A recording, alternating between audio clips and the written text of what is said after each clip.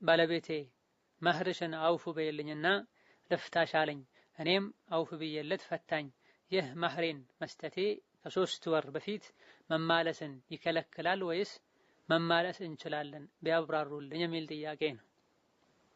ባል ከሚስቱ አንድን ነገር ጠይቋት ወይም ከሷ ጥቅምን ተቀብሎ መህርሽን አፍበኝም ይሁን ሌላ ገንዘብ ስጪኝም ይሁን ብሎ አድርጋለት ከሆነ የፈታው ረጃዕቱ ማለት አይቻልም።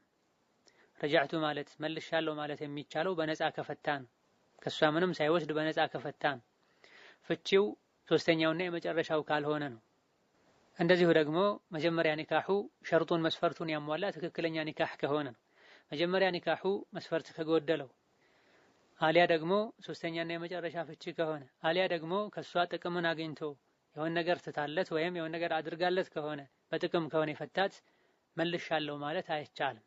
ኒካህ ሶስተኛ ካላለቀ ወደ ቤተሰቦቿ ሽምግልና ልኮ አዲስ ማህር ከፍሎ እንደ አዲስ መጋባት ነው የሚችሉት። ይሄ የሚሆነው ፍቺው የመጨረሻው ሶስተኛው ካልሆነ ነው።